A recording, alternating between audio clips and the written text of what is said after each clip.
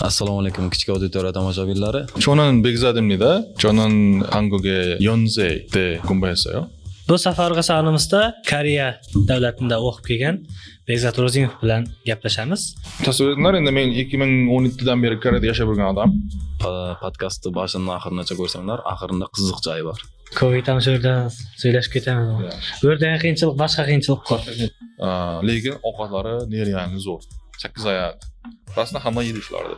Bu yoqda mol go'shtdan boshqa go'sht yeyishga qiynalamiz. Chet elda yashagan vaqtingda Koreyada asosan nurlardan qiynalgansan. Ovqat problema. Ovqatga o'tib ketdik. Shunday sharoitlar bor yoshlarimizga deb aytib o'tmoqchiman. Katta sharoitlar yaratilgan hozir. Men keldim, menga ber deb shunchalik ansat deb o'ylayotgan o'quvchilar bor. Kichkina vaqtda kerak emas bo'lgan narsani majburan o'rganish ham o'qigan bo'lgan vaqtda kerak bo'lib qoladi-da o'zana yana.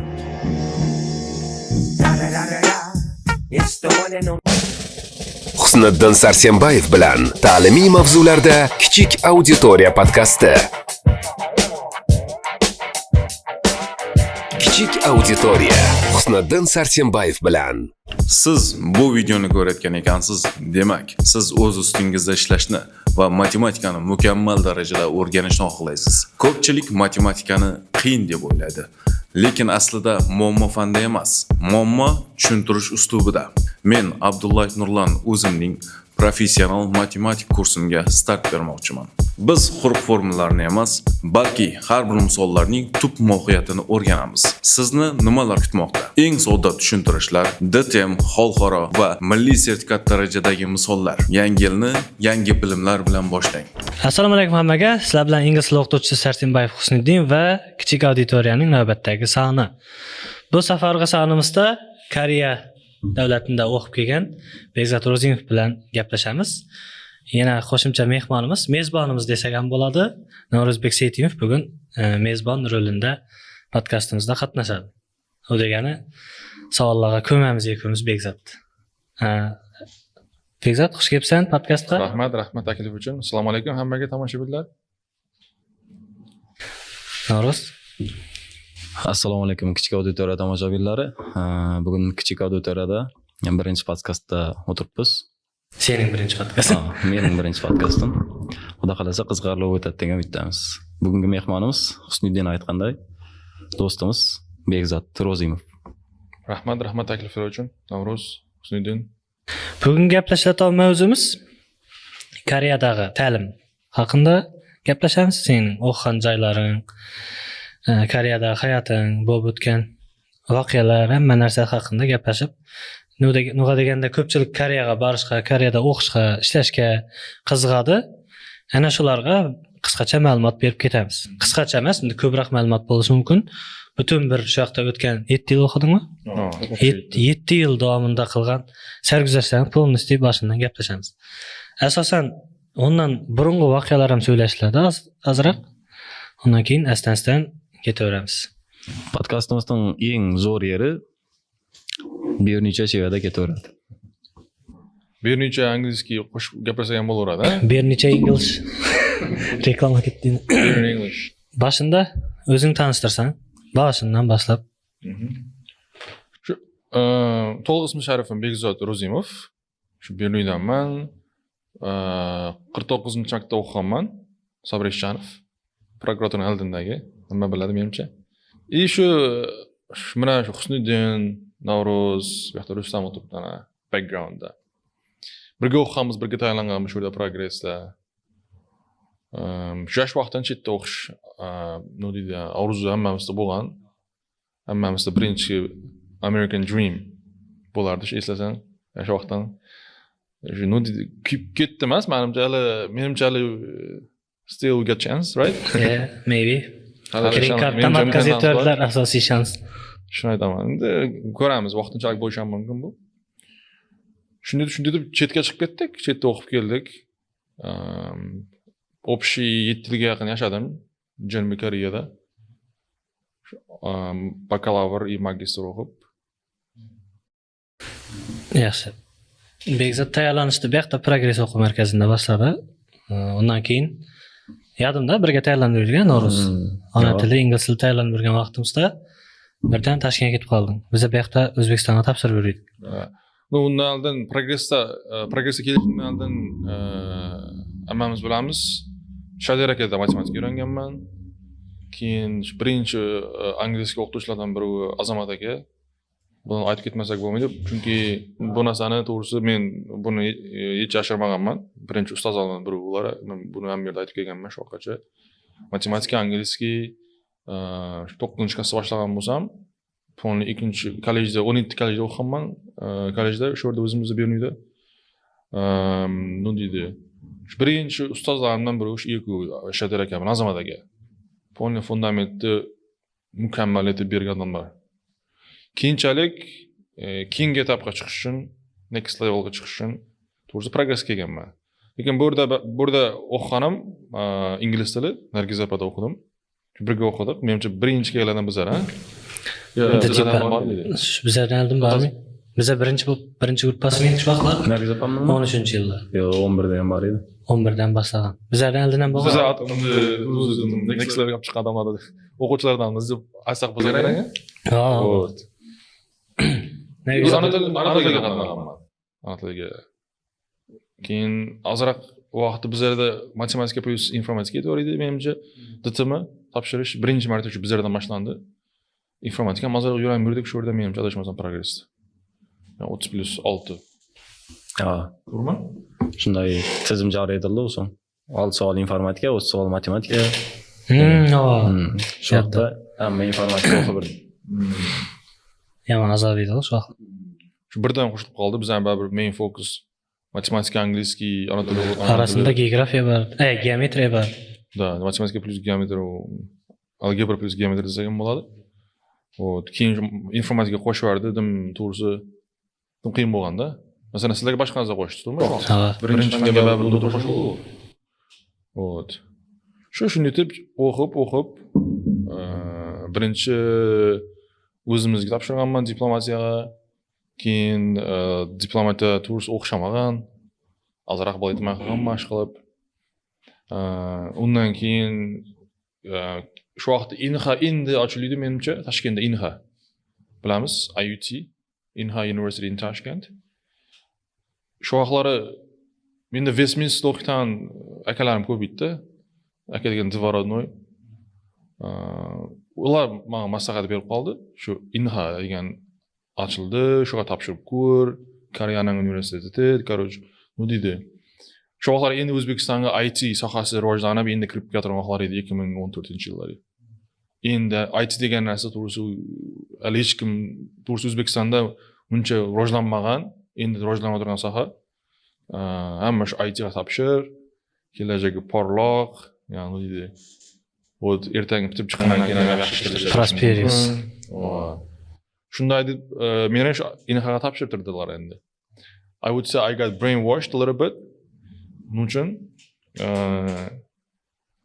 besh qachon men IT o'rganaman, IT ga tayyorlanishim kerak deb, nima deydi, kelajagim IT bilan bog'liq deb hech qachon o'ylamaganman. Shu meni ekonomika bo'lgan doim, iqtisod, moliya, shu narsaga tayyorlanib kelganman shu bundan. O'zi вообще biz tayyorlanib yurgan vaqtda yo'nalishimizni tanlab olmagan edik. Yodingda bo'lsa, birinchi space ingliz tili, ikkinchi space ona tili yo matem. Shu tayyorlanib yurganmiz, to'g'rimi? Meni shu vaqtlar birinchi space matematika bo'lgan, ikkinchi anglizki, uchinchi ona tili bo'lgan. Majbur ona tili bo'lardi, masalan, hamma space bo'lardi uchinchi fan. To'g'rimi? Vaqtlari. Ona tilini majburan o'qiydi-da bu. Buncha yonada buncha tushunmaydi. Majburan emas, endi ona tilimizni baribir hamma bilish shart. Shu vaqtlarda u narsani tushunmagan bo'lsa ham, hozirlar u narsani ming marta tushunib yetdik. Ona tilimiz kerak, ham O'zbek citizens, you know, bo'lgandan keyin o'zimiz ona tilimizni bilishimiz shart. Bu yerdan yozish, gapirish baribir.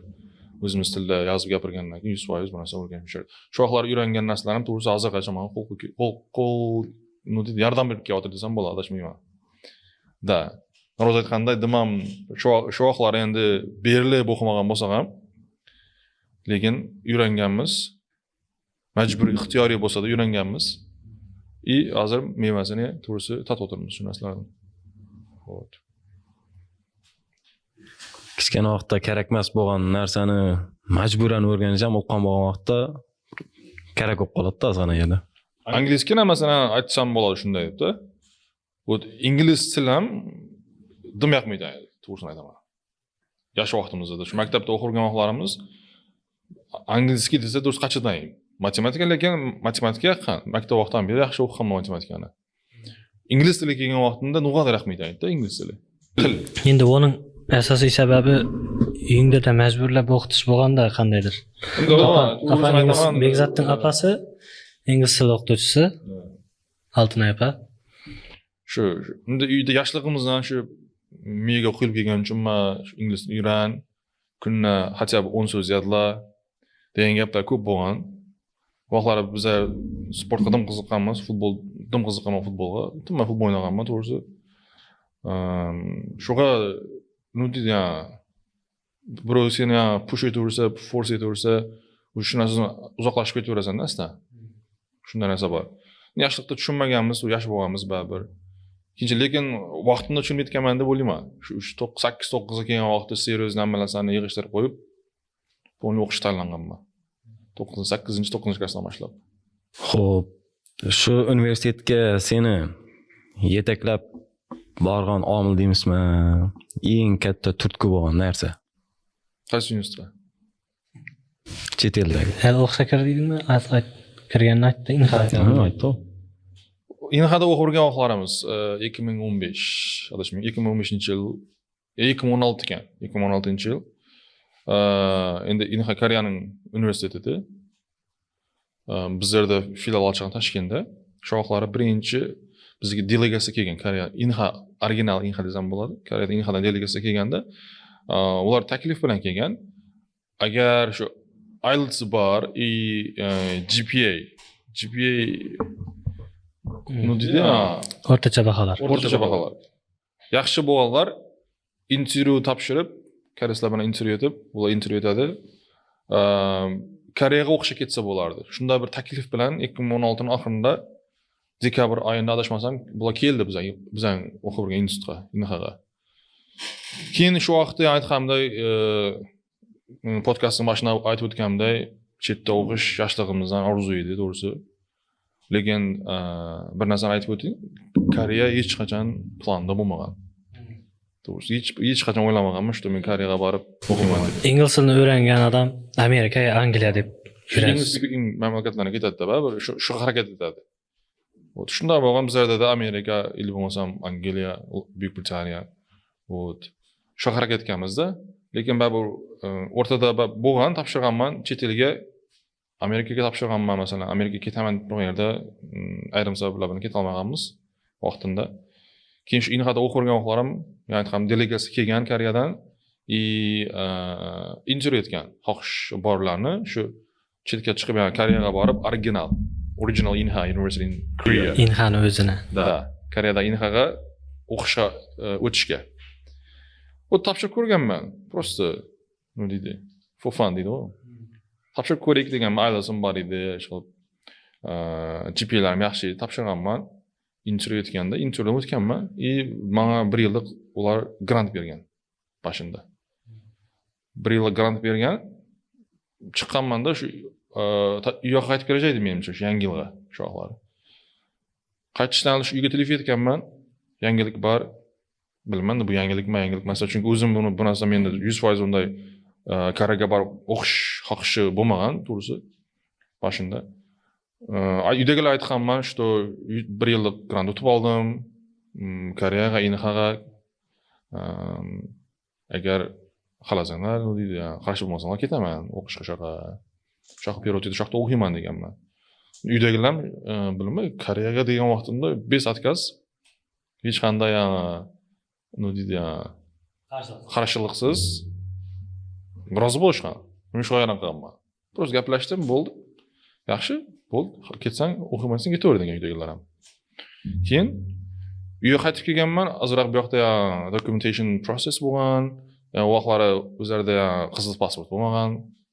Vaqtlari o'zimiz обычный ko'k pasportga chetga chiqish uchun aver degan narsa olishga to'g'ri kelgan. Averda u propiska nerda bo'lsa, tug'ib o'sgan joy nerda bo'lsa, shu yerga borib olish kerak bo'lgan. Bizlarda Biruniy Qoralpoqqa qaragandan keyin birdana yer Nukusga borib olishga to'g'ri kelgan aver. Shuning uchun baribir yangi yilga shu aver olish uchun Biruniyga qaytganman. Shu boya hamma narsa shu tez bo'lib ketgan. 1 oy ichida hamma narsa, hamma proses avial olganman. Korean Embassy, Koreyaning elchixonasini topshirganman. Vizaning vaqtlari cho'zmaydi edi 2017 boshi. 2 hafta adashmasam uzoq 3 haftada vizam chiqqan. Уже qabul etildi deb 2 yilga viza bergan. Ular student vizasi D2, D2 deyiladi. Sразу D2 chiqqan menga. Shu fevralning boshida, o'rtalarida adashmasam 2017-yil Koreyaga uchib ketganmiz. Vizani turlari ko'p unda. Demak, kompyuterni bilasiz. Qanday turlari bor? Общий, shu yerni ham qo'shib ketik. Student viza D2 bo'ldi. Da, student viza D2.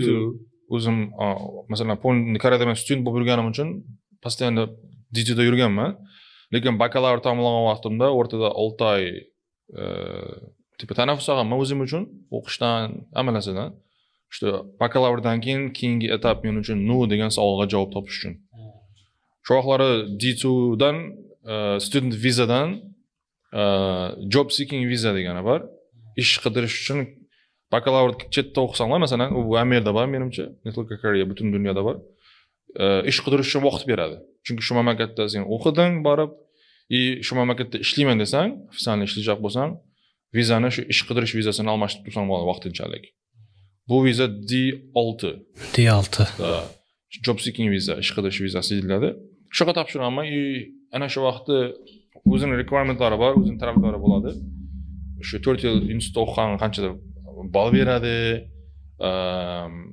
Tipa hech qanday kriminalni ishlayotmagan bo'lsang, tipa background toza bo'lib yurgan bo'lsa, 4 yil mobaynida o'g'ada qanchadir ball beradi. Keyin koreys tilini bilishga o'g'ir ball beradi. Koreys tilini bilish bilamiz, topik olish kerak. Adresga o'xshagan narsa. Menimcha butun dunyo bilsa kerak topikni. Shu vaqtda topik olganman. Bu просто так viza uchun. Men topik Koreyada yurganimda hech kerak bo'lmagan, shu viza uchun topik olganman. Topik shu vaqtlarda topik 3 olganman. Просто так tayyorlanib o'zim mustaqil ravishda self study etib, shu vaqtda D6 ga o'zgartirib olganman. D6 ga o'zgartirib fevral 2021 fevralidan menimcha 21dan yazında avgust oxirigacha D6 da yurganman. Job seeking visa. Вот. Keyin undan keyin shu Koreyada yana dalash qolaman, magistr o'qiyman deb qaytadan yana magistrga kirib, D2 ga almashtirib olganman keyin. Yashayjak bo'lsa qanday viza kerak? O yashash qabul etavermaymi? Yashash ham tipa o'zlarining green kartalar bor, vizalar bor menimcha, ish vizalari bor. 100% o'zimda aniq informatsiya yo'q viza turlari bo'yicha. Lekin shu yashash ham vizasi bo'ladi, ishga ofitsial ishga kirganlarga u boshqa viza beradi o'g'ada. Вот, shuni cho'zilib ketaveradi har turli vizalar. Jarayon qanday bo'ldi? Motivation letter bo'ladi baribir. Intervyudan boshqa narsalar bo'ldimi o'tishga? Inxada o'qib yuribsan. Intervyu bo'ldi. Vizani olib ketding. To'g'ri ketib qolaverdingmi? Jarayon inxada o'qib yurganim uchun bizda hech qanday ofitsial motivation letter, statement purpose degan u narsa kerak bo'lmadi, chunki men o'sha davomida inxada o'qib yurgan student bo'lganman. Просто ular shu asosiy requirementlari IELTS bo'lish kerak, GPS yaxshi bo'lish kerak. Intervyu bilan ular bilan adina face to face intervyu etgan vaqtda shundan o'tish kerak bo'ldi. Chunki men o'sha davomida o'qib yurganim uchun. Agar boshqa birovlar bo'lsa, boshqa requirementlar bo'ladi. Как должны abituriyent bo'lib topshirsa, shu полный requirementdan o'tish kerak. Shu documentation process, motivation letter, hamma narsani o'tish kerak. Вот. Inha universitetida yurib, Koreyadagi Inhaga topshirding endi. Shu vaqt qandaydir xalqaro sertifikat so'radimi? Shu IELTS birdan IELTS so'radi. Bo'lgan. Shuni talab etadi. Shu intervyudan o'tganman, adinada intervyu bo'lgan, shuni o'tganman. Necha bo'lish kerak IELTS? Kam. Minimum 5,5 edi menimcha adashmasam. Shu vaqtda 2017. Hozir ham shundaymi? Az o'zgargan bo'lish kerak. Az o'zgargan. Sen Koreyaga bording-ku. Borgandan keyin sana murojaat etishi, masalan, sen o'zing ham tanib qo'ysang-ku, o'xshayman shularga. Betu tatadi. Sana murojaat etishi koreyschada bo'lganmi yo? Endi boshida Seni yangi koreys deb o'ylaganman degan. boshida unda deb o'ylamagan. Boshida birinchi borgan vaqtimizda bir ham chet elga o'xshaganmiz. Просто endi shu kiyinish, yurish turish, soch turmak. Baribir O'zbekistondan borgan odam, chetdan borgan odam Koreyaga birinchi borgan vaqtda baribir ularning ko'zining oldida sen baribir chet elga o'xshayverasan. Bu narsa qanday bo'lgan? Bu narsa shu yillar davomida yashab o'rganim uchun tipo moslashganman-da. Hammadan moslashadi baribir nega borsa-da. Keyinchalik shu 2-3 yillardan keyin Koreyada yashab o'rganimdan keyin, 2-3 yil o'tgandan keyin уже bu narsa sen aytganday koreyslar o'zlari kelib shu metrolarda tursam, ki o'zi mendan yo'l so'rardi. Shu yo'l o'zim foreigner, chet eldaman, ular mamlakatda yuribman. Ular kelib turib, mendan shu koreyschalar yo'l nega nishib boradi deb yo'l ko'p so'raganda mendan. Shu vaqtlar men koreys tilim uncha zo'r emas edi, birovga men tipo yo'lni tushuntirib berish darajasida. Men ko'p lokatsiyalarni bilmasdim o vaqtlari. Men inglizcha javob berardim. Men kelib birov koreyschalar shu yo'l so'rasa, yoki qandaydir nodni so'rayajak bo'lsa, shu sorry, I don't speak Korean deb javob bersam, shu keyin ular menga net qarab Tipo endi bu yordam bergisi kelmay turibdi. Vatan xoinday qaraganda sen. Bo'lsa-da shu o'zi qashib turibdi yordam berishdan deb tursa undan bo'lgan menda. Mahalliy fuqaro deb o'ylaganmiz yana. Xuddi boshida keyinchalik shunda ko'p bo'lgan, keyin karasini yuramaganman, keyin polni shu. Bu o'zimda nodida qandaydir plus bo'ldi deb o'ylayman. Chunki ko'p joylarda shuni babram endi nodida chet el deb o'ylamasa, bu mamlakatda ishlarni tez bitadi. Baribir ular bilan kirishib ketish yaqinroq bo'ladi, yaxshiroq, tezroq bo'ladi baribir. Shu taraflardan to'g'risi menga ancha yengilliklar bo'lgan. Keyin bilamiz, Amerikada racism bor, discrimination bor. Shu taraflardan ham menda unda problem bo'lmagan. Hech kim menga nima deydi? Irqchilik deymi? Discrimination. Diskriminatsiya bu tipa sen chet eldasan, nima deydi? Ishqilib ko'chalarda bo'lmasam, ish joylarda, o'qishlarda undan narsa bo'lmaganda. Menimcha shu tarafdan menda bu narsani men nima deydi, Xudoga shukr deb aytishim mumkin. Unday experience, negative experience menda bo'lmagan. Вот. Chet elda yashagan vaqtingda Koreyada asosan nimalardan qiynalgansan? Qanday vaziyatlarda qiyinchilik bor? Yaxshi savol. Menimcha bu odamda bo'lsa kerak, chetga chiqqan boshida baribir. Chetga o'qishga, yashashga chiqish bilan traveling, sayohatga chiqish boshqa narsada. Men bu yoqqa yashash bilan o'qishga borganman. Eng katta qiyinchiliklardan menga bo'lgan qiyinchiliklar bularning ob-havosi boshida ovqat. Biz yaqindan tozada yo Tozalıqda emas. O vaqtda O'zbekiston Toshkentimiz zo'r edi ob-havosi. 2017-2016 Toshkent vaqti zo'r edi ob-havosi.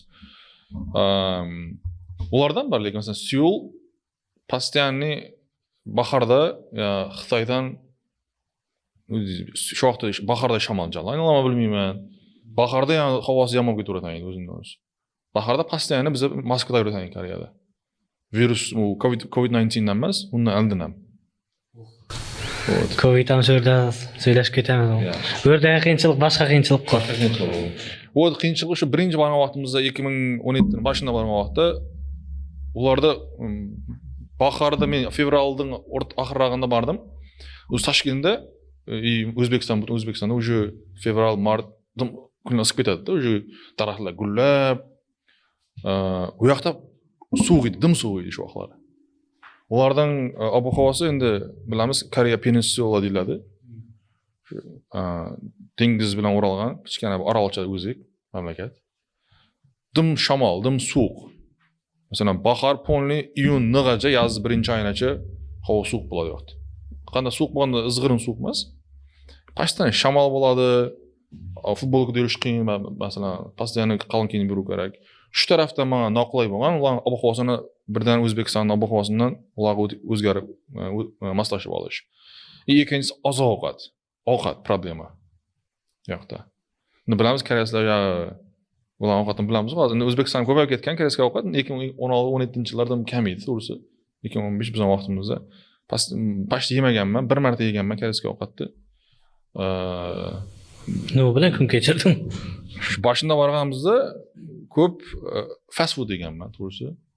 Fast food vaqtda endi bilaman, masalan, KFC, Burger King, McDonald's. U yerda o'zbek ovqatlari, o'zbek taomlari uncha rivojlanmagan edi vaqtlar 2017-2018-yillar. Hozir borsanlar без проблем, ovqatda unda problem bo'lmaydi danimaydi. Любой yerdan o'zbekskiy kuxnya,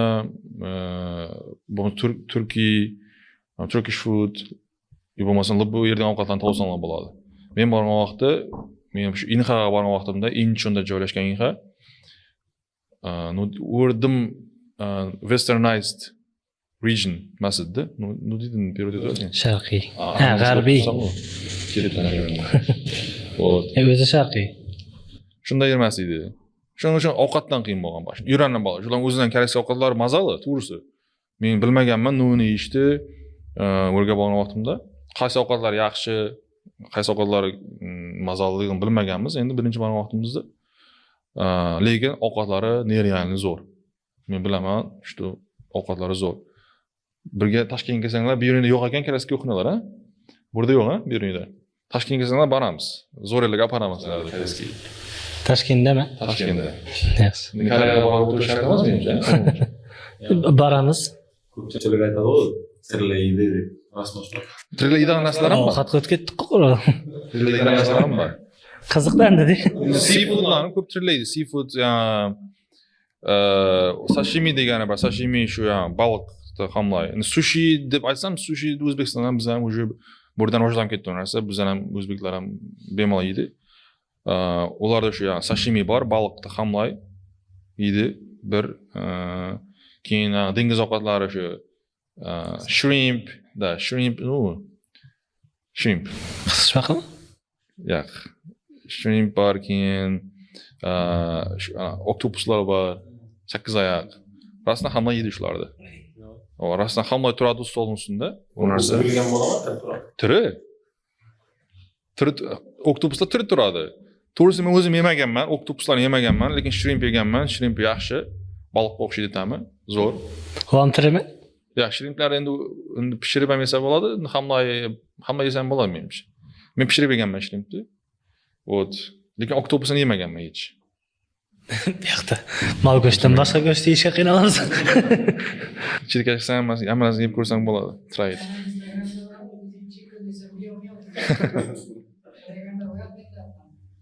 Ya, u miyo-miyolar yo'q lekin. Ya, shu u narsa bizlardan onamizda qolib ketgan. Yosh kattalari, to'g'risi, yoshlari u narsani yemaydi, to'g'risi. Yoshlari shu bizlarga o'xshab mol go'shti, tovuq ko'p iste'mol etiladi. U yerda cho'chqa ko'p iste'mol etiladi Koreyada. Yaxshi. Ovqat temasidan sal uzoqlashib, ta'limga qaytaylik. Qaysi yo'nalishda o'qiding u yoqda? Bu yoqda qanday edi? O'zing bu yoqda o'qib yurgan yo'nalishingdan prямо shu yoqqa shunday yo'nalishga o'tdingmi, o'zgartirdingmi? O'zgartirdim yo'nalishimni. O'zi qanday edi? O'zi burada o'qib yurgan vaqtim Toshkentda, Inxada o'qiyotgan vaqtlarimda computer science, IT o'qiganman, aytganimda aytib o'tdim. West o'qib yurdi bratlar. Akalar bor edi. Dedim IT kelajak parlaq. To'g'ri zo'r, IT zo'r, yomonlamayman ITni. Rastdan boshliqlar kelajagi zo'r ish video IT sohasi. Hozir kursdoshlarim ko'pi shu Inxani bitirgan, Amerikada ishlab yurgan kursdoshlarim bor, Uberda ishlaydigan kursdoshlarim bor. O'zim IT firmalar ochib olgan kursdoshlarim ko'p. Yaqin jo'ralarim bor hozir. Chet el kompaniyalarida ishlaydi. Zo'r rivojlanib ketdi to'g'risi IT sohasi. Lekin u narsa men shu birinchi kurs o'qib yurgan vaqtlarim, shu ikkinchi semestrda Koreyaga ketishimdan oldin tushunganman, men uchun emas. IT men uchun emas. Kompyuterning oldida o'tirib kod yozish 24/7. U soha menga to'g'ri kelmayotganini tushunganman. Keyin Koreyadan delegatsiya kelgandan keyin men уже grant yutgandan keyin ularda IT emas, boshqatdan o'qishni biznes sohasida davom ettirish talab edi. Menga bu narsa qayta o'zimga kerak bo'lgan, o'zim xohlagan narsa business administration, business boshqaruv sohasini o'tganman. Inglizchasini business administration bo'ladi. Вот shu uni o'qib 4 yil mobaynida bakalavrim main focus international trade bo'lgan, xalqaro savdo sotiq. Keyin bakalavr tamomlagandan keyin magistr kirgan vaqtimda magistrda Yonsei universitetida o'qiganman. Dunyo bo'yicha top 100 taga kiradi. Koreyada bo'yicha Koreyada top 2, top 3 ta almashib turadi. Koreyaga qiziqqan tomoshabinlarimiz bo'lsa buni biladi. Koreyada Sky Universities degani bor. Sky shu osmon. SKY S stands for Seoul National University, K stands for Korea University, and Y stands for Yonsei University. Men o'qiganim. Вот. Shu men bakalavr tamom etganimdan keyin agar magistr o'qisam, top prestigious institut o'qishni o'zimga oldimga qo'yganman. Agar mavodida bakalavr tamomlab magistr o'qisam, keyin shu Sky o'qishlarni topshirganman. Seoul National nomer 1 Koreya bo'yicha, dunyo bo'yicha top 20, adashma 30, top 20-30 turadi. Uga kech qolganman deadline. Ular deadline ularga dim, bir oy tamom qoladi deadline. Erta ochiladi. Ularga. Uga kech qolganman, keyin Korea University bilan Yonseiga topshirganman. Ikona qabul etilganman. Keyin shu Koreys friendlar bilan, jo'ralarim bilan, tanishlarim bilan maslahatlashib Yonsei tanlaganman. Yonsei tanlagan bu ko'proq international, keyin location ham lokatsiyasi ancha yaxshi, Seul markazida joylashgan. Ikki ham Seulda joylashgan. Lekin Seulda ulug' joyda, kapital poytaxti, Koreya poytaxti bo'ldi. Shularni e'tibor berib, location bo'yicha international vibe Yonsei'da yuqori bo'lgani uchun Yonsei tanlaganman magistrda. Mening soham Yonsei'da, mening yo'nalishim major deyiladi. International Trade and Finance bo'lgan. Keyin magistr o'qiyotgan vaqtlaringiz sizlar bir sohani chuqurroq o'rganish, nima deydi? Field of concentration degan narsa bor-da. Qaysi soha bo'yicha chuqurroq kirasan degan narsa bor. Da. Menda finance bo'lgan bu, moliya bo'lgan. Finance bilan international trade dan sen finance tanlagansan-da. Lekin shu international trade dan ham men specialistman. O'rdan masalan fanlar o'qiganmiz. Finance ga ko'proq urg'u bo'lganda baribir. Magistrda. Yangi yil, yangi imkoniyatlar, yangi maqsadlar va yangi marralar ishiga 2025-yil davomida ustoz Husniddin Sarsimbayevda tayyorlanib, umumiy 22 ta o'quvchi IELTS sertifikatiga ega bo'lishdi. Bulardan bir nafari 7,5, 4 nafari 7. Ular bunday yuqori natijaga tinimsiz harakat, to'g'ri tanlangan joy, o'z sohasining mutaxassisi bo'lgan ustoz yordamida erishganini asos qilib keltirish mumkin. Agar siz ham IELTS sertifikatidan yuqori ballarni qo'lga kiritishni xohlasangiz, ustoz Husniddin Sarsimbayevni fevral oyida boshlanadigan IELTS guruhiga qabul boshlandi. Murojaat uchun quyidagi raqamlarga aloqaga chiqishingiz mumkin. Shu magistrga kirgan vaqtimda nima deydi, grant sutib olganman. Illird umidi. Eshitganmisiz? Illird umidi jamg'armasi. Shu magistr endi boshlagan vaqtimda o'tib olganman buni. Nishida o'tib olganman. Bu ham to'g'risi background story. Tomoshabinlarga, sizlarga qiziqligi ikkinchida, birinchisi sizlarga aloqador. Chunki hammamiz bilamiz Navruz Nasirov. Sizlar bilan birga ishlashganman-chi bu yerda progressda. Toshkentda vaqtda ishladik birga. O'rdan ishlab ketdim menimcha. Navruz Nasirov tanisa kerak. Ko'pchilik. Mehmonga chaqiramiz. Navruz akam endi bizlardan ulug' brat aka deb gapiramiz. Shu vaqtlari men Koreyada yurgan vaqtlarim u Angliyaga o'qishga ketdi. Magistr. Indamay ketib qoldi biroq. Indamay ketdi, hech kim bilmaydi. Просто ertaga ketacak. Navruz aka ketib batir dedi, o'qitsalar. Qayerga? Angliyaga. Nima bo'ldi mana? Hech kim bilmaydi. Shoxda ishlab yurdik biz birga. Tak, noyabrlardami ketdi? Men aniq bilmayman. Men nishib kelib qolganimdan o'sha birga ishlayapmiz. Bir o'quv markazida ishlayapmiz. Aydin opaning o'quv markazida Zakovat Sekin zexnizya Shu yerda ishlayapmiz birga, ikkovimiz ham angliyskiy bo'lgan. Bir kun kechqurun aytib turibdi, u o'zi aytmadi, eshitdik. Qarasam ketib yotar, u yaxshi. Indamay yurgan oxiring. Shunda bo'lgan, turist hech kim bilmay qolgan. Masalan, men o'zim ham yaxshi aloqalar, yaxshi kontakt saqlansa-da, saqlanib turgan bo'lsa-da bilmay qolganmiz. Bu narsa yaxshi. Uje bu narsa bu sizlarning o'sha planlaringiz aytilmasa, da o'xshashi ehtimoli ancha oshadi. Aytilgan planlar, masalan, hammaga aytib chiqsanglar, uje ana pastga tushib ketib qoladi. Nima sodir bo'lish ehtimolligi. Hozir yosh bolalar shunday istoriya qo'yaveradi. Uje Instagramga istoriya qo'yib bo'ldim ham. Hali aniq bo'lmasa-da hali shunday jaqman. Uje shunday narsa bu yoshlarimiz uchun menimcha yaxshi ana bo'lsa kerak, insight. Uje planlar qo'ydinglarmi, konkret planlar qo'ydinglarmi, sodir bo'lmagancha hech kimga aytmasanglar, sodir bo'lish ehtimoli ancha yuqori bo'ladi. Bu I'm talking from experience. Tajribadan nima deysiz, so'rayapmiz, to'g'rimi? Sen bilsang, Navro'z sen bilsang kerak bu narsani. Vot. Shu vaqtlari bir kun qarasam, shu Navro'zaga ham Instagramda live. Qarasam Londondami, qayerda yuribdi. Qo'shildim live-ina. Request etdim. Men ham qo'shvaring deb. Live-ina qo'shildim-da, men ham qo'shdi, gaplashib boshladik. Navro'zaga yaxshimisiz, nerda yuribsiz? Qarasam Londonda yuribdi. Londondanmi? Londondan ishib borib qoldingiz. Nega traveling turizmi Yevropaga desam, yo'q dedi, magistra keldim dedi. Londonga, Angliyaga dedi. Onu ishib keldingiz Londonga. Shu vaqtda aytdi, podkastda aytib beraman dedi. Podkastdagi shu vaqt podkastda aytib beraman dedi. Menimcha podkast vaqtlari rejada bo'lgan bo'lsa kerak, 2020-yilda. Bilganda lekin Navro'zaga. Shunday bo'ldi. Uzoqda ko'p biladi. Вот keyin Navro'zaga mana shu полный подробно tushuntirib berdi. 50 umid degan jamg'arma ochilgan.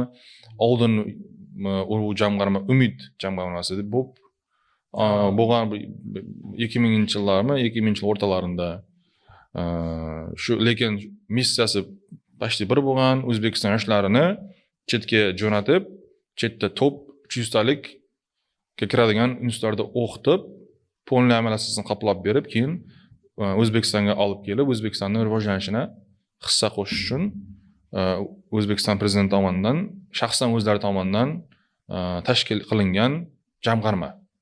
Illyurdumid jamg'armasi hozir. Shu haqida menga informatsiya berdi, nish etib topshirish, nish etib o'tish, polnamasini tushuntirib berdi. Men ularning o'zining veb-sayti bor. Veb-saytdan kirib ko'rsanglar bo'ladi. euf.uzmi.com bo'lish kerak. Aniq. Va agar anaqa bo'lsa yozib yuboramiz sizga kommentga. Da. Yozib qo'yamiz kommentga. Kirib podrobniy shu Illyurdumid jamg'armasi haqida informatsiya olsanglar bo'ladi. Nuchun men hozir sizlarga veb-saytga kirib ko'ray deb turibman, chunki qarorlar, regulations, requirementlar o'zgarib turadi. Aniq bir narsa hozir men 100% ayta olmayman, chunki har yil qaysidir requirement o'zgarib turadi, to'g'risi. Shuning uchun o'zlaringiz kirib ko'rgansiz yaxshi, tomoshabinlar.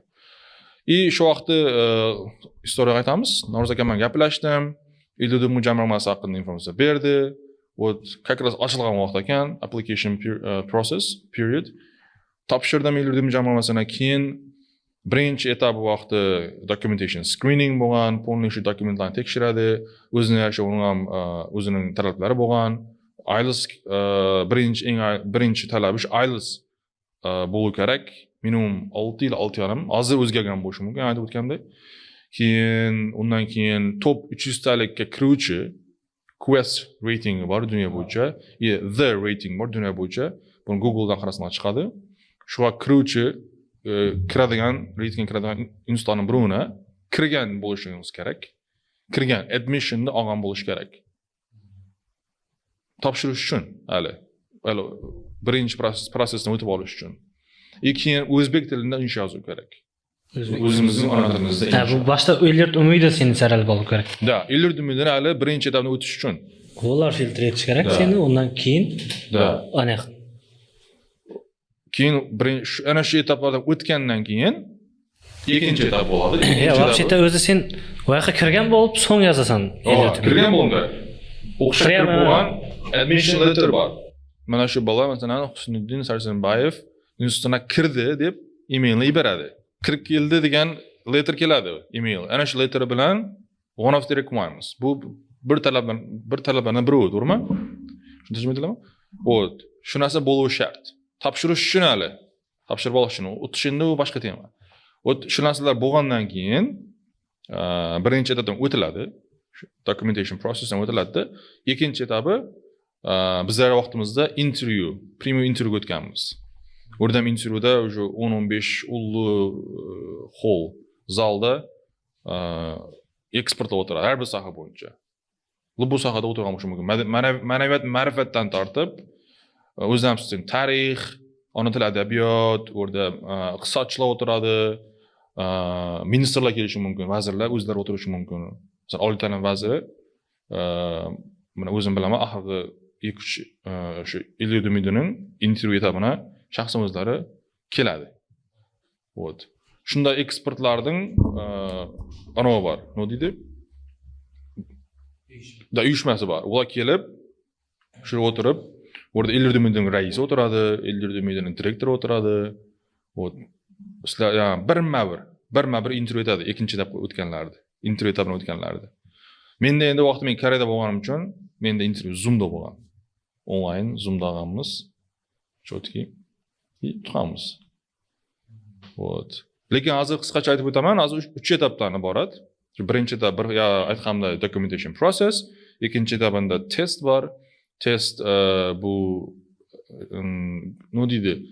O'zbekiston tarixi, O'zbekistonning yana literature bilish kerak. Endi chuqur emas, basic information masalan. Alisher Navoiy kim? To'g'rimi? Sharkada deb qo'ymoq kerak. Shu narsalar masalan O'zbekiston to'g'ri bo'lgandan bilish shart bo'lgan narsalar bu narsa, oddiy narsalar to'g'risida.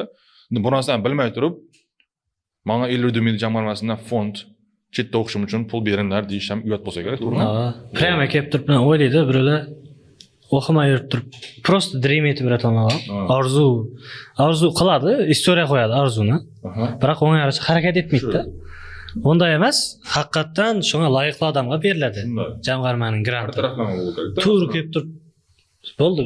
Men keldim, menga berib deb shunchalik ansat deb o'ylayotgan o'quvchilar bor. Sen da X o'zing yo'nalishing bo'yicha dim ekspert bo'lsang ham, masalan, iqtisod deylik, iqtisod bo'yicha sen dim ekspert bo'lsang ham, bu yoqda o'zimizning milliyligimizni, O'zbekiston tarixini, qayta fundamental, basic oddiy narsalarni bilmasang, masalan, loyiq emassan bu narsani olish uchun. Shu narsalarni bilish kerak. IQ tekshiradi. Logika deymiz. Ana shuni tekshiradi. O'zining minimum bali bor, ana shu baldan o'tsa, oxirgi etapga o'tiladi. Bu bal yetmasa, qayerga kirishdan kirib qo'ygan taqdirdan, oilasi necha bo'lishidan qat'iy nazar atmay etiladi u narsa. Вот. Shunday. Keyin oxirgi etabi aytganimda intervyu etabi, eng qiyin etabi bu. Shu aytaman, unda o'rda ministr, vazirning o'zi kelib qolgan bo'lishi mumkin. Bo'lmasa zam ministrlar keladi. Eksportlar bu soha bo'yicha eksportlar keladi. Ular endi masalan sana nima uchun berishimiz kerak? O'zbekistonning prezidentdan tomonidan tashkil etilgan O'zbekistonning byudjetidan shaxsan sana mana shu particular person sana nima uchun berishimiz kerak degan savollar bo'ladi bu yerda. To'g'rimi? Shuncha odam turibdi masalan 38 million aholi orasida, nima uchun biz sana berishimiz kerak? Ana shu savollarga javob topib bilishimiz kerak o'zlaringiz. Bu yerda endi bu yoqqa endi o'zing soft skilllar kerak bo'ladi. Shu narsaga bog'liq bu narsa. Bu narsalardan keyin o'tgandan keyin o'rda aytganimday, masalan, menga o'zimni ma'naviyat, ma'rifatdan savollar tushgan. Qadriyat nima degan savol tushgan. Javob bera olasanmi qadriyat nima bo'ladi? Ha. Qadriyat bu ko'p yillardan beri saqlanib kelayotgan narsa. Narsa? Tangible? Tangible. Touch? No. Narsa bo'lganda tuyg'u. Da. Shu narsa senda shakllangan bo'lish kerak. Vafodorlik bo'lish kerak bu yerda. Odat deganlar ham qo'shilib ketadi. Bu ajaq bo'lgan masalan, Husniy Namozov Liboydan bu qadriyat yig'ildim. Har taraflama definitioni har xilda. Odam o'zining tushunchasi, lekin baribir общий ideyasi bir xil bo'lishi. Gap uni no narsa ekanini aytishda emas, qanday qilib yetkazib berishda. Da. Yetkazib berishda. Masalan, har kim qadriyatni har xil ifoda etishi mumkin. To'g'rimi? O't bizda mendan shunday bo'lgan, masalan, tasavvur etinglar, endi men 2017 dan beri Koreyada yashab yurgan odam. Qadriyat nima deb so'rab turibdi. 2019 oxirgi O'zbekistonga kelgan vaqtim shu vaqt 2019-yil bo'lgan. Virusdan oldin 19da yozda kelib ketganman O'zbekistonga. Keyin avgust oyida kelib ketganman. Уже bilasizlar 2019ning dekabrida Xitoyda virus boshlandi. U keyin 20ning boshida yanvar fevralda butun dunyo tarqab ketdi bu narsa. Ochig'im, уже men kela olmaganman O'zbekistonga. 19da kelgan bo'lsam oxir marta men 50 million 22 ga o'tib qolganman. 3 yil O'zbekistonga kelmagan odam, polni yoqda faqat angliskiy bilan koreyskiy gaplashib yurgan odam. Endi to'g'risi qiyin bo'lganda, to'g'risi masalan shuni aytib ketmoqman. Qadriyat degan menga shunday savol tushgan. Endi o'zim bilganimcha, tushunganimcha uni men ingliz tiliga perevod etib value deb men uni aytganman. To'g'risi qanchalik to'g'ri bilinmayman lekin bu narsa. Aytganda definition har xil bo'lishi mumkin har kim uchun. Tushuntirib berganman. Shunda savollarga tayyor turishlaringiz kerak. Shunda savol berib qo'yish mumkin-da. Agar ertaga topshirajak odamlar bo'lsa, masalan, tomoshabinlar orasida, shu narsalarni tushunuv kerak. Da. Ko'rsa kerak endi. Men keldim u deyman. Ertaga million prosmotr bo'lib ketsa mayli. Shunda proseslar bor el yurtimizda. Aytib ketayin, bir narsa qisqacha 50 minut o'tganlarga chetda o'qish birinchi eng kerak bo'lgan narsa. Birinchi etapi nima chetga ketishning. Chetga chiqajaksan, o'qishga ketajaksan, nima kerak? Tilni kerak. Ya, o'tib bo'ldim bu narsalardan, o'sha qabul etib bo'ldim, 50 yil o'tdim. Qancha? Ya, samolyotga bilet kerak. To'g'rimi? Ya, samolyotga borasanmi abi? Samolyotdan biletdan boshlab beradi ular. Samolyotda bilet da. Bilet birinchi kerak narsa shu bilet bilamiz, to'g'rimi? Chetga chiqish uchun. Illardimga jamg'armasi o'tsanglar birinchi biletni beradi, keyin ketdi. Boshqa nima kerak yana? O'qishga pul. Tuition fee deymiz, to'g'rimi? Chetda o'qishga. Tuition fee to'lab beradi, kontrakt to'lab beradi. Keyin chetda o'qisanglar bilamiz, sug'urta to'lash kerak. Chet ellik odam chetga chiqib yashab yuribdi, oyma-oy sug'urta to'laydi. Mamlakatga qarab bu narsa har xil. Koreyada masalan men har oy $50 sug'urta to'laganman. Shuni to'lab beradi. To'g'rimi? Keyin vaqtda yashash kerak. Kvartira, ili bo'lmasam yotoqxona turish kerak, keyin yeb ichish kerak. O'g'ada to'lab beradi. Kvartiraga отдельно to'lab beradi, yeb ichishga отдельно to'lab beradi. Keyin yana nima kerak o'qish uchun? Kitoblar kerak bo'lishi mumkin, to'g'rimi? Qandaydir. O'zbekistonda to'g'risi bu narsa boshqacha eshitilishi mumkin, lekin chet elda o'qigan vaqtlaringizda как положение unda qalin $40, $50, bir vaqt $100 kitoblar bor. Textbook deymiz. Unda kitob emas, textbook. Shuni olamiz Turkiyaga. Bir fanlardan, rostdan masalan, finansiy fanlardan, men moliyadan eng qimmat olgan kitobim $78 shunday bo'lgan. Ana shu har semestr masalan shunday fanlar bo'lib qolsa, kamida $200 ketib qolishi mumkin-da shu kitoblarning o'zini. Shu narsalardan qoplab beradi. Keyin o'qib o'rgan vaqtlaringiz o'rtada uydagilarni sog'indinglar. Uydagilarni ko'rishga kelajaksizlar O'zbekistonga qaytib. Ularga bilet berib, tudobaratni O'zbekistonga qaytib kelmoqchi. O'zi ma'lum bir miqdori bormi? Yildan necha marta bergida? Shu har semestr bir marta. Har yil bir marta menimcha. Adashmasam. Yani aytganda shu vaqtlar shunday edi, hozir o'zgargan bo'lishi mumkin. Sen o'zing borib kelaman deb kisangdan borib kelsang qanday bo'ladi? Bo'ladi. O'qish necha kun? Qachonlardan boshlab? Necha kun? Bir haftada. Bizlarda sistema aniq-ku, bir hafta 5 kun, 5 kunga o'tdimi polni? O'zbek yo'q. Bor, masalan, biz hozir narxoz, to'liq formatda turibdi. Narxozda 5 kun o'qish. Ko'pchilikda 5 kunga o'tdi, lekin 6 kun polnisi kelish shart. Kunda 3 para dars o'timiz shart. Men o'zim Urduda, milliyda o'qiganda 6 kun o'qish bo'ladi, 3 para majburiy kelish. Attendance.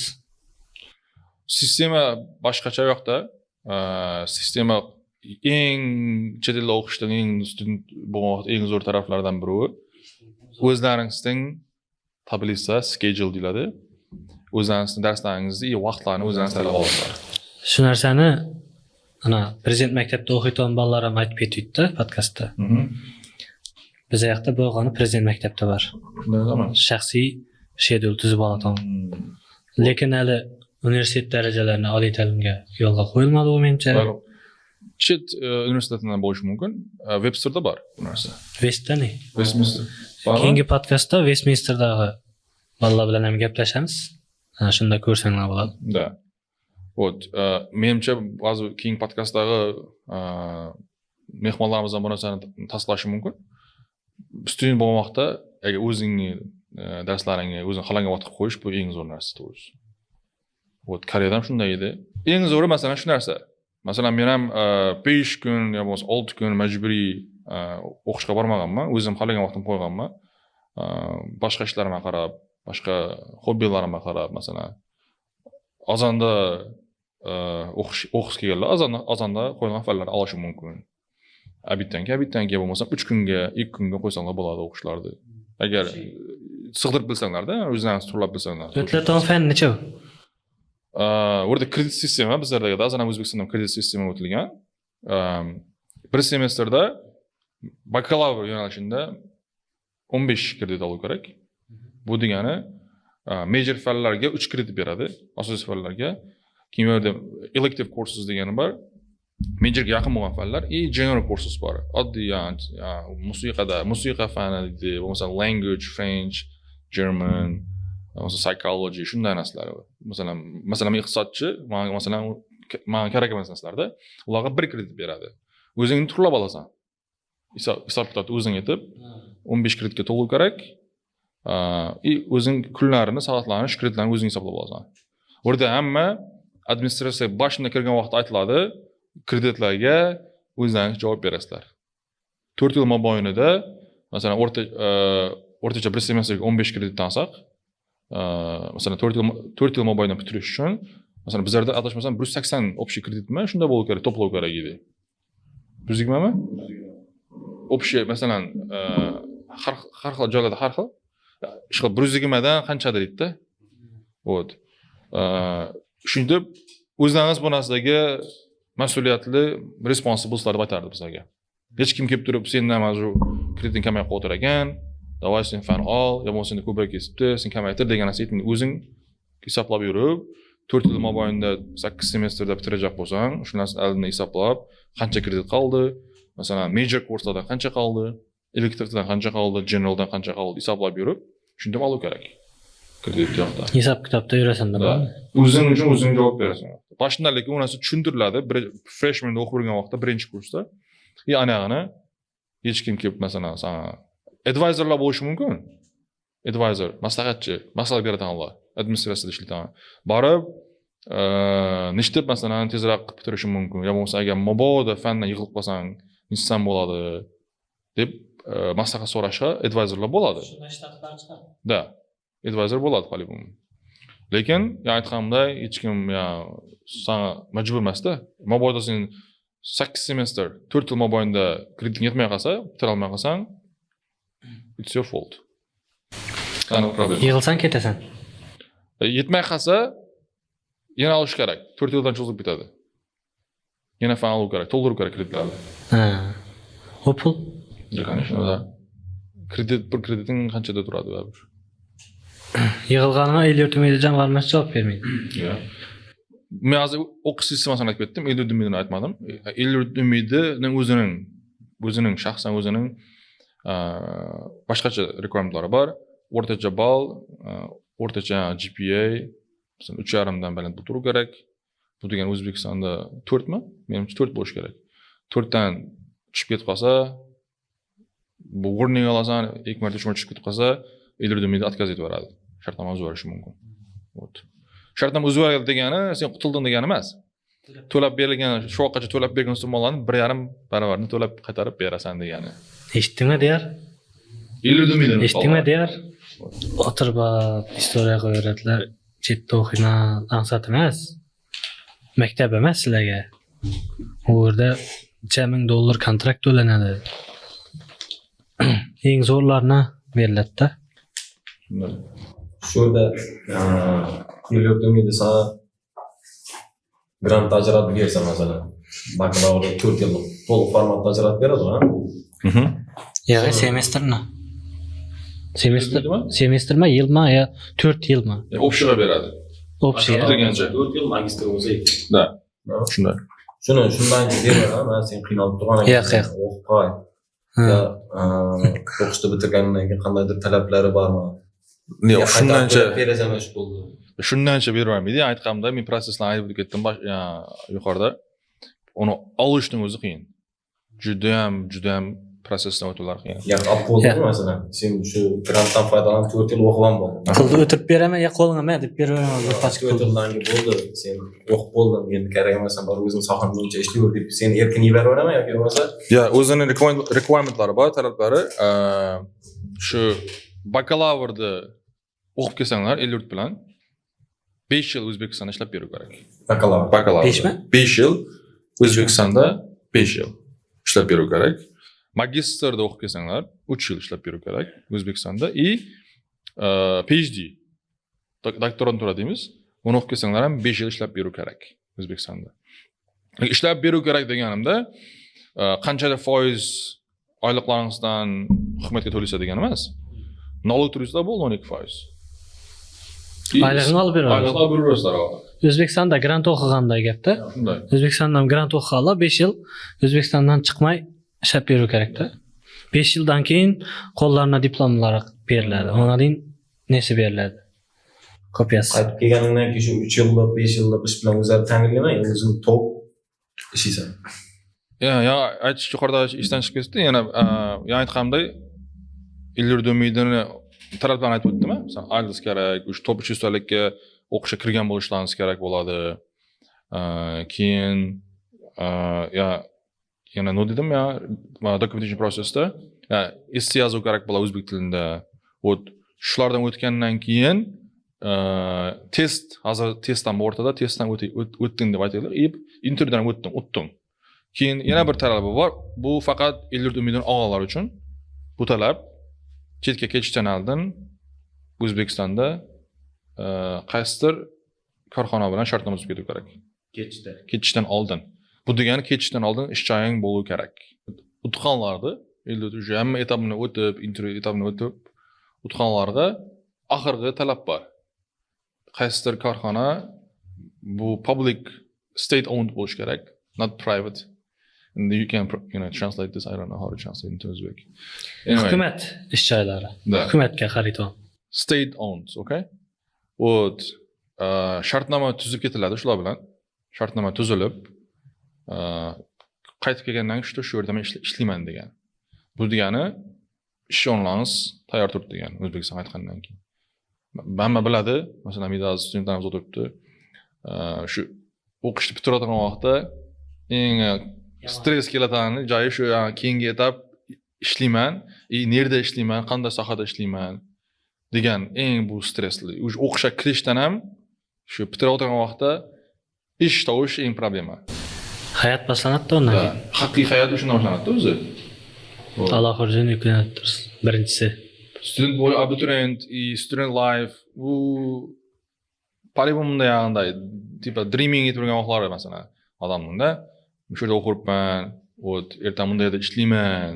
Lekin 3-4 kursga kelgan vaqtda уже hamma narsa reality check deydi, reality check deydi. Shunday boshlanadi hamma narsa. Уже nishtami, anaqani nishtami endi? Nerda ishlayman, qanday ishda ishlayman? Ana shu narsada bu yillarda men o'tqanlar ana shu stresslardan ozod bo'ladi. Menimcha chetda o'qishga to'lagan pullari, yeb-ichishga bergan pullari dan ham bu narsa ustunroq deb o'ylayman-da. Chunki O'zbekistonga qaytib kelgandan keyin sizlarning ish joylaringiz tayyor turadi. Keyin sizlarning obyektlaringiz полный O'zbekistondagi eng yuqori organizatsiyalarga beriladi. Bu degani har doim qaysidir organizatsiya sizlarga ish taklif bilan telefon aloqa chiqib turadi, telefon deb. Kelasanmi, biz bilan ishlaysanmi deb. Trendda bo'lgandan, trend desang ham bo'ladi. Nelar? Employerlardan. No. Pastani senda masalan ishdan problem bo'lmayacaqman. Oddiy organizatsiya bo'lmaydi, endi barisi kuchli organizatsiyalar bo'ladi. Eng zo'r taraflarim o'zim I'm talking from experience.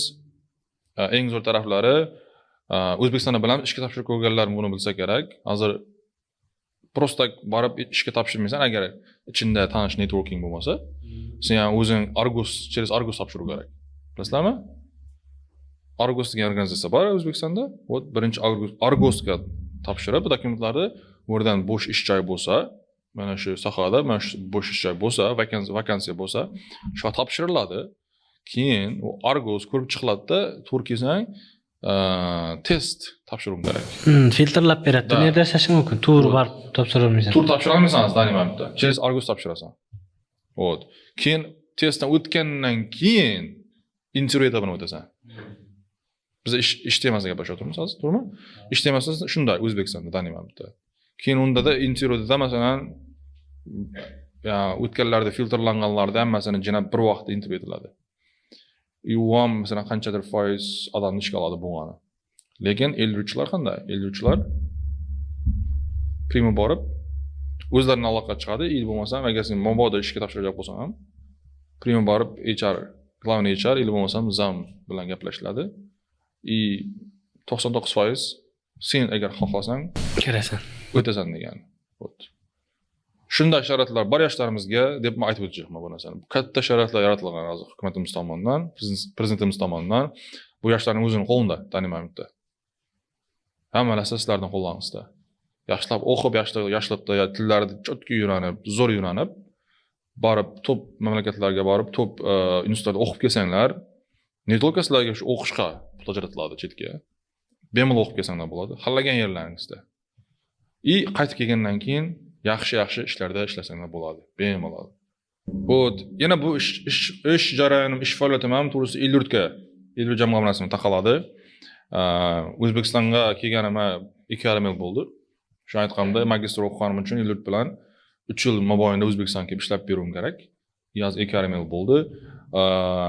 Shu ketishimdan oldin to'g'risi men Koreyada bo'lganman. Hamma dokumentlar dadam tarafidan yuritilgan. Shu vaqtda qanday bo'lgan? Короче, bu ham talablardan biri edi. Shu vaqtlari 2022da, 23larda. Talab qanday bo'lgan? Tajribasi, ish tajribasi yo'q odamlar, yo'q illir tutganlar oliy ta'limda ishlash kerak. Oliy ta'lim sohasida ishlash kerak. Ana shu talablardan biri edi. Oliy ta'lim bo'lgandan keyin eng yuqori oliy ta'lim vazirligidan boshlanadi. Shu oliy ta'lim vazirligidan pastga shu institutlarga tushib ketadi. Men yo'nalishim endi iqtisod bo'lgandan keyin men Narxoz, Toshkent davlat iqtisodiyot universiteti bilan shartnoma tuzilgan, Narxoz deb bilamiz. Shular bilan shartnoma tuzilgan edi. Keyin qaytib kelganimdan keyin shu sirazi Narxozda ish boshlaganman. 2023 dan beri Narxozda ishlab kelaman. U Narxozda jahon iqtisodiyoti kafedrasida dars beraman. Men darslarim hammasi ingliz tilida. Orada hozir Narxozda 3 ta gruppa bor. O'zbek gruppa, rus gruppa, ingliz gruppalar bor. Men polni ingliz gruppalarga kiraman. Darslar polni ingliz tilida o'tiladi. World economy, international trade, globalization and integration, mana shunday fanlardan dars beraman men Narxozda. Qo'shimcha yana Websterda ishlayman. Websterda bilamiz, Amerikan universiteti. Orada aytganimda magistr o'qigan vaqtimda menda men focus was finance. Moliya bo'lgan. Moliyadan dars beraman. Principles of finance bor, keyin accounting, buxgalteriya, buxgalteriya bo'lgandan o'zlarimizda emas, shu xalqaro buxgalteriya, international accounting and international finance fanlaridan dars berib keltirman. O'qish sistemasidan orqayn deding-ku. Shu qanchalik darajada orqayn? Masalan, bizlarda orqayn desa, prям odamlar xalaganini yetib ketishni tushunadi-da. Ya'ni aytading-ku, o'qish bizlarda hozir o'qish yo'q desang, bugunda bizlarning sharoitda, bizlarning hozirgi darslarimizda bo'ldi, darsga xalasan ki, xalamasan kiyma desak, u bolalar xalagancha tushunadi-da, bilganini yetib ketadi-da. Shu yeri qanday? Yo'q, unday emas masalan. Koreyada unday emas. Bilaman, tanishlarim o'sha Yevropadan ham men kursdoshlarim ko'p edi. Ulardan bemalol attendance masalan, attendance yo'qlama olmaydi ko'p yerlarda. Bizlardan bor edi, bir fanlar to'g'risi olatan edi. O'qituvchiga bog'liq edi u narsa. Lekin school policyda u narsa yo'q edi o'zi. Chet elda qanday? O'sha bolalar ham, studentlar ham tushunadi. O'qishda o'qiydi, o'zlari uchun o'qiydi. Shuning uchun bu narsani to'g'ri tushunib, mas'uliyatni his etgan holda darslarga qatnashadi, kelib. Masalan, qoldirishi mumkin, lekin unda masalan polni kelmay qolib 3-4 dan darsga kelib qolib unutmaydi. Masalan, как положено qoldirsa, ya'ni ish chiqqan vaqt, rostda ish chiqmasa, seriozli ish chiqmasa qoldirishi mumkin, atak boshqa darslarga polni kelib qatnashadi. Baribir lecture o'qitgandan keyin onun bilimini olishga kelish kerak. Masalan, shunda men magistr o'qiyotgan vaqtlarim bizlarda masalan moliya bo'yicha shunda professorlar bor edi. Ular darslar talashib olingan edi. Joy ham qo'ygan edi. Biz iltimos etib professorning o'zini emaillar yozib, iltimos shu fanni kutib yurdim, to'lib qolibdi, ulgurmay qoldim deb iltimos iloji bo'lsa qo'shing deb masalan o'zini yozib, agar o'zi professorning o'zi ruxsat bersa qo'shilatan edik. Chunki masalan har bir fanda joy ajratiladi. Odatda 25, maksimum 25 dana student bir fanni ola oladi. 25 dan ko'p bo'lsa yovuladi u fan. Avtomatik yovulib qoladi. Hech kim ola olmaydi u fanni. Keyin o'qituvchiga email yozishga to'g'ri keladi. Email yozgandan keyin o'qituvchi agar ruxsat bersa, o'zi qo'shib beradi. 26-chi o'qib qo'shlasam? Da, 26-27 keyin qo'shish mumkin. Xalagan u yoq o'zini, o'qituvchini. Lekin shu 25 gacha joy ochiq turadi. Eslayman, shu bizlarda early registration bo'lardi, ya'ni avgust. Unda ikki semestr bo'ladi-ku. Early registration shu почти 1 oy oldin boshlanadi. Semestr boshlanishidan oldin. Unda arzonroq bo'ladimi? Yo'q, pulda emas, ya'ni fanlar tanlab olish. Shu vaqtda agar yetib qolasang, zo'r fanlar shu vaqtda olib qolishing mumkin. O'rtada yana 2 marta ochiladi u narsa. Keyin drop period bo'ladi, yoqmagan fanlar tashlab yuborish. Shunda periodlar ham bo'ladi. Shu vaqtlar ham boshqa fan olib olsang bo'ladi, lekin early, ya'ni eng birinchi ochilgan vaqtda 1 oy oldin shu eng zo'r fanlar shu vaqtda olinadi. Hech kim pashta tashlamaydi fanlarni. Jo'shilmaydi degan pashta fanlarga. Shu vaqtda biz aytishniklar o'xshab o'tirdi, ya'ni cyber, ya'ni nima deydi, hakerlarga o'xshab. Kompyuterlarda yuqori internetlardan maksimal foydalanadigan yerlarga boradi. Koreyada. Yuqori internet. Shunday to'g'ri. Chunki tasavvur et, Yonsaydan o'zida adashmasam, hozir aniq bilaman, Google'dan ko'rib olsam bo'ladi, 60 mingdan ko'p talabasi bo'lish kerak. Yonsaydami? Yonsayda adashmasam. Kimda ko'rib olsa bo'ladi Google'dan. Ochiq bo'lgan, bu ochilgan vaqtda hammaga ochiladi-da. Men o'qigan menejerdan boshqa menejerlar ham ochiladi. Ularning platformasi overloading bo'lib ketib qoladi. Nima? Kimda yuqori internet bo'lsa, shu odamlar tez eng zo'r fanlarni tanlab olishi mumkin. Bo'lmasa loading bo'lib turaveradi ya narsa, platformaga kirish. Biz yoqda Cobaltga shartnoma ochilganda shunday bo'ladi. Shunday tushunsandan bo'ladi. Shuning uchun da teng alternativi Cobaltga shartnoma ochilganda tap shunday bo'ladi. Shu vaqtdan chaqdam 80 ming odam shartnoma olganmi? Shu bir vaqtda platformaga kirsa, platforma jurnalist 80 ming o'zi men xato deb yana unday emas degan aqllar ko'rib, men prosta taxmin aytdim. Bu tasavvurni shunday bir platformaga kirib ketadi, bir vaqtning o'zida masalan qanchadir odam platforma o'rnasiga javob bermasligi mumkin. Ularda overuse ko'paygani uchun qatib boshlaydi. O'zi dunyoda eng tez internet shu yoqda. Eng tez shu yoqda. Shunda da biz shunday kutubxonalarda ko'pincha kuchli internet bo'ladi. Kutubxonalarga borib, azon bilan borib 9 ochiladi. Shu 8 da borib o'tirib joy olib, iloji boricha shu bizga o'zimizga kerak. Ya'ni professorlar aytib o'tirdim. Masalan, men o'zim o'qigan Yonsayda magistr o'qiganimda moliya bo'yicha Wall Streetda ishlab kelgan professorlar bor edi. Wall Streetda bilamiz, eng dunyodagi moliyaning markazi New Yorkda joylashgan. Shularda ishlab kelgan. Yoshliroq edi ular emas 60+, 65, 70+ atrofidagi ulug' professorlar ular. Ularning darslariga nishlab kirmasligi mumkin, to'g'rimi? Masalan, u aytdingiz alama amema o'rda o'zing uchun ham Google kiratang darsga. Polibon bir narsa o'rganib chiqamiz odamlar. Shuning uchun ham mas'uliyat his qilgan holda erkinlik qanday aytdingiz tarafdan erkinlik berilgan bo'lsa-da, bizlar qatnashib, maksimal darajada qatnashib darslarga ulardan shu nodir o'rganishga harakat etaylik biz. Hozir hamma narsa YouTube, internetda available-ku. Baribir ularning qadri boshqacha bo'ladi. Ularda baribir lifetime experience bor-da. YouTube'lar ham internetlardan baribir filtrlanadi-ku informatsiya. bu media bilmaymiz qanchalik to'g'ri bu narsa. Attendance baribir shart nishetsada. Majburiy fanlarga emas, bunday, ya'ni o'zingga kerak emas deb o'ylaydigan fanlarga emas, balkim bunday fanlarning attendance shart. O'zbekistonda Biza polimon ham yerda. Kinolarda ham ko'ramiz-ku, professorlarning darslarini o'qitsa yugurib qatnashib yuradi. Baribir hayotiy tajriba liboy joyda o'zining rolini o'ynaydi. O'zbekistonda dim rol o'ynaydi. Shuning uchun yoqda aytganimday o'zlarimiz tanlab olsak ham, qalagan fanimizni, qalagan vaqtimizni qo'ysak ham baribir mas'uliyat his qilgan holda darslarga qatnashib, bilamiz, shu ekzamenlar ham juda ham qattiq o'tadi. Dim, ya'ni seryozni yo'qda. Bizlarda ya'ni ekzamendan yig'ilsang, qayta topshirishga ruxsat beriladi. Qayta topshirishdan ham yig'ilsang, kredit to'lab o'qiysan. O'zbekiston universitetlarida shunday. Yoqda yig'ilsang, Bu vaqtda keyingi semestr o'qib kerak. keyingi semestrda 0 dan boshlaysan. Boshqatdan o'qib, bir semestrni o'qib, ili bo'lmasam bir fanlar bor seasonal deyiladi. Qurib masalan bahor semestrda ochiladi, yoki kuzgi semestrda ochiladi. Yig'ilding degani 1 yil kutib kerak. O tasavvur et, sen 4-kursda yig'ilib tursan. Bitiruv kerak bo'lgan vaqtda yig'ilib tursan o'shanda. Sen yig'ilmadingmi? Men yig'ilmaganman. F degan narsa menda bo'lmagan. Xudo shukr shu vaqtgacha.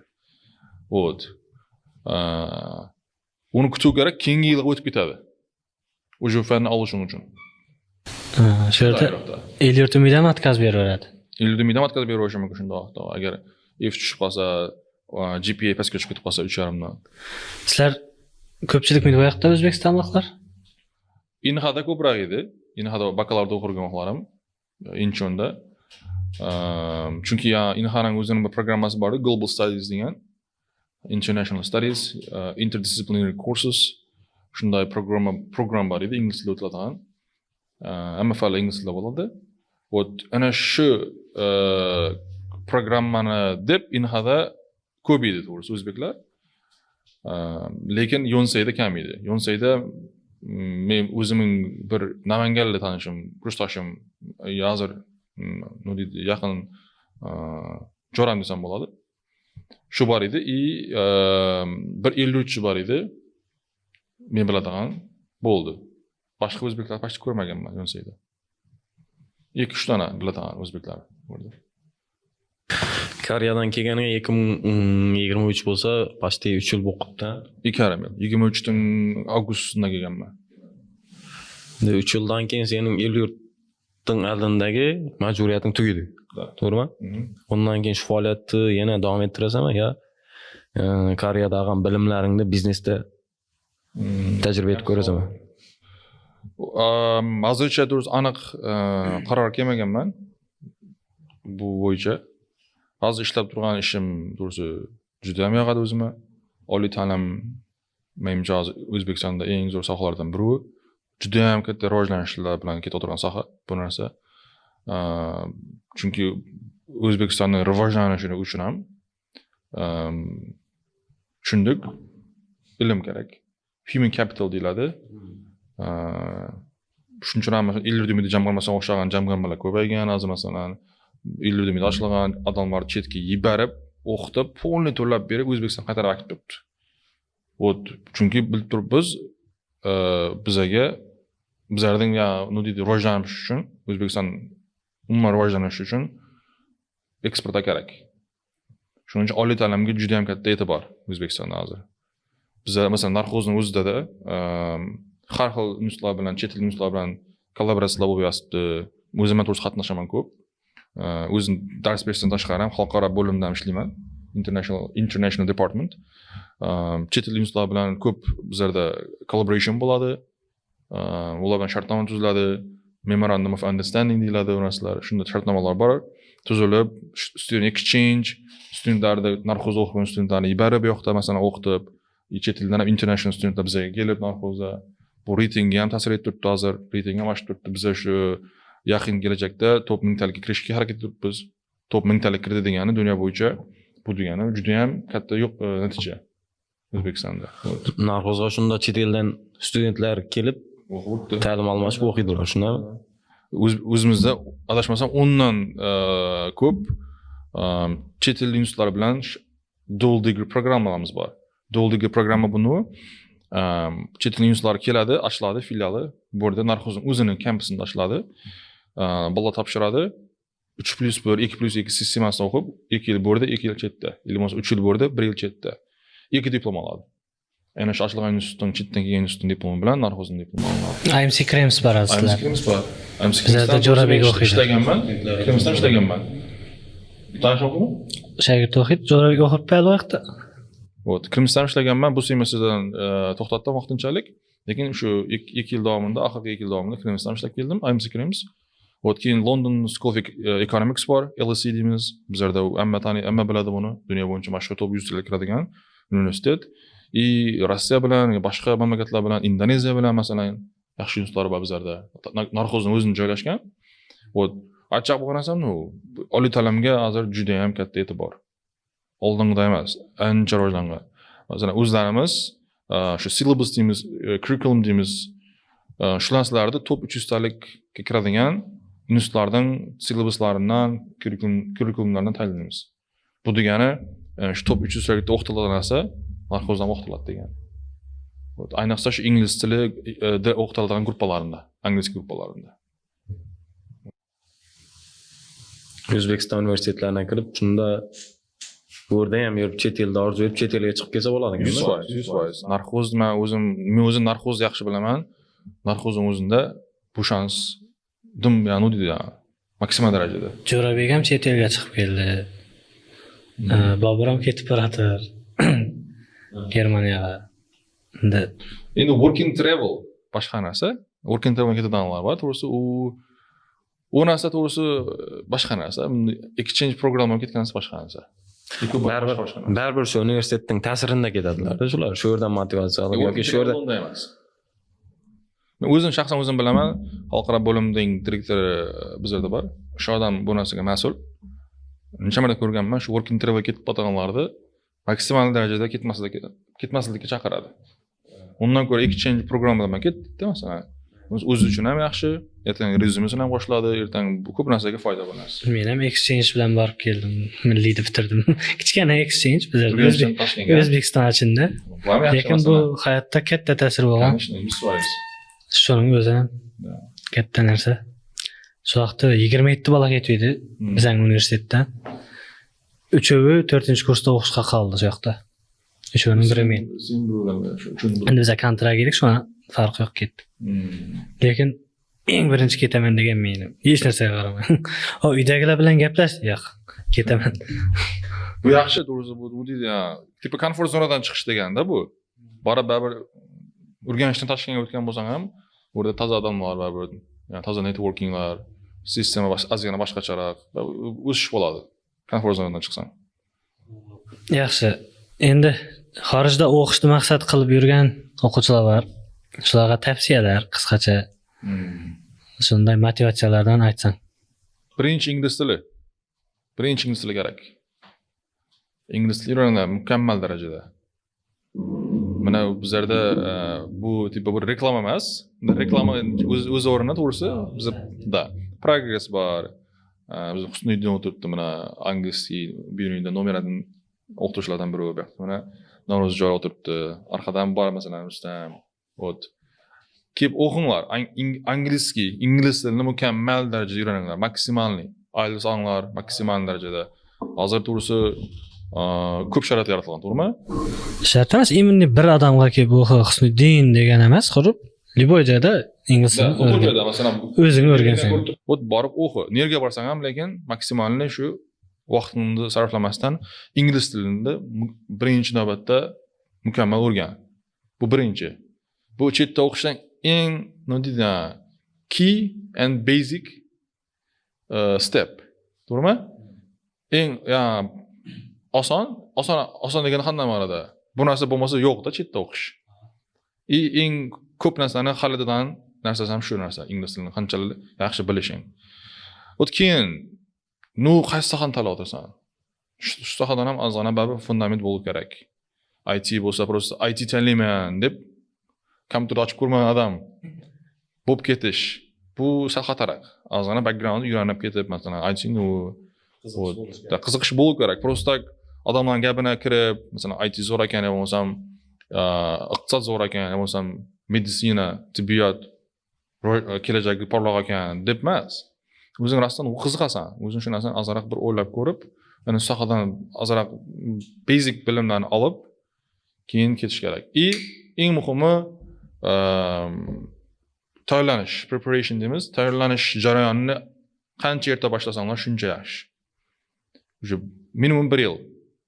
Va chetga ketish minimum 1 yil oldin boshlasang, sodir bo'lish ehtimoli shuncha ko'payadi. Вот.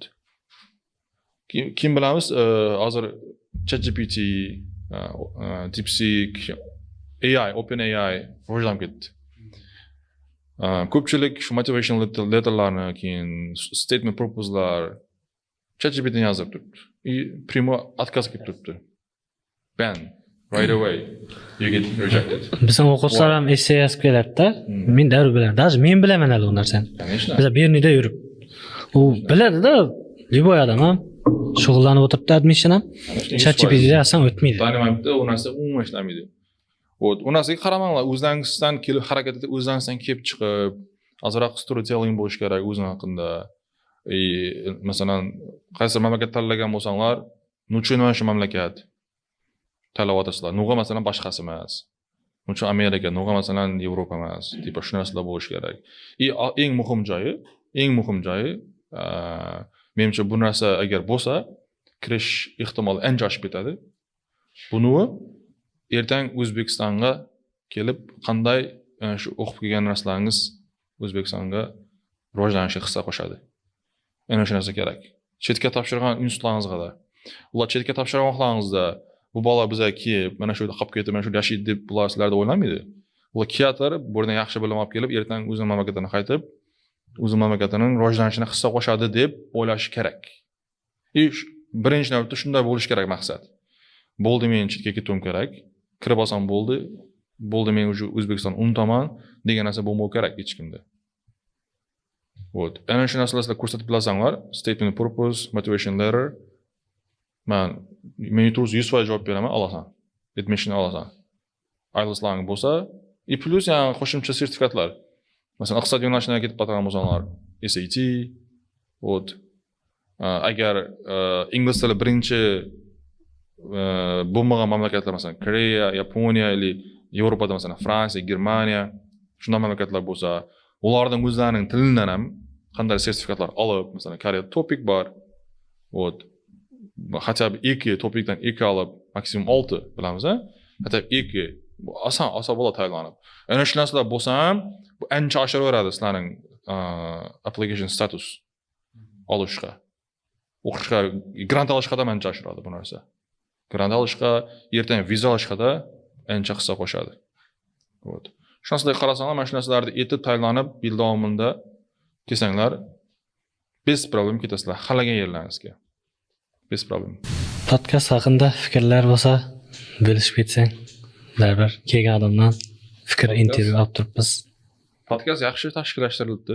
Masalan, to'g'risi, biz Berunida ham menimcha boshqa yo'q bo'lsa kerak deb o'ylayman. Podkast, to'g'rimi? Balkim. Вот.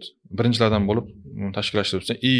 Eng glavnisi podkastning missiyasi.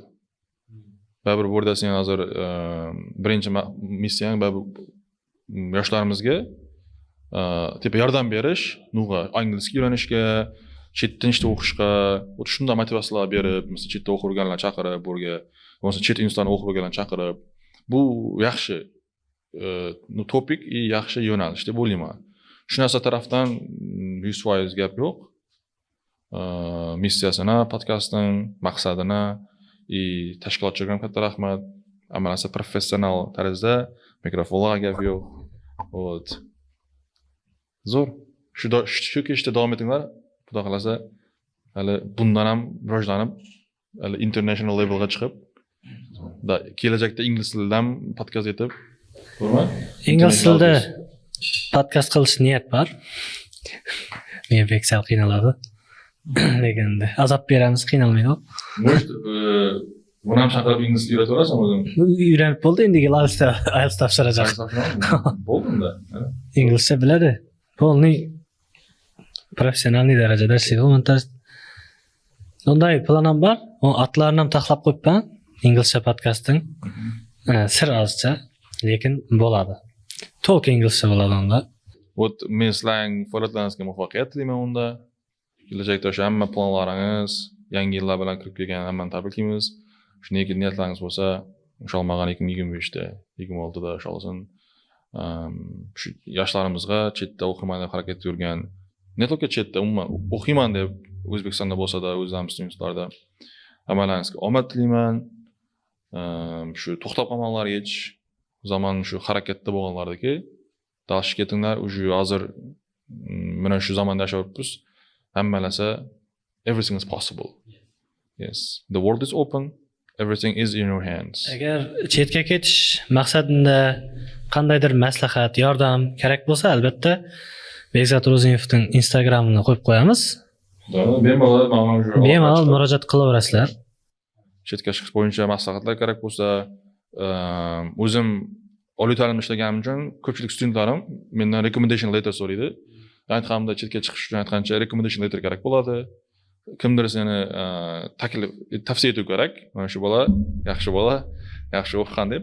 Вот shu vaqtda masalan menga bemalol murojaat etsanglar, o'zim sizlarga recommendation letter yozib berishim mumkin shu temalarda. Maslahatlar, общий maslahat, mana shu mamlakat, tanlagan mamlakating, tanlagan instituting, yo'nalishing bo'yicha ham bemalol maslahat berishimiz mumkin. Agar promokod kichik auditoriya deb shu yerdan ko'rib yozib o'tirman desanglar, yordam beradi. Yoshlar uchun har doim hech qanday problem emas. Bemalol yozaverasizlar. Agar shu o'rnadan ko'rgan bo'lsanglar ham katta rahmat, o'zi oxirlab qoldi. Shu yerga deyim ko'rib o'tgan bo'lsa, zo'r. O'zigani уже xudo xolasa normal. Cho'tki bo'ladi degan. Navro'z, endi sen ham birinchi qatnashyapsan bugungi sanni.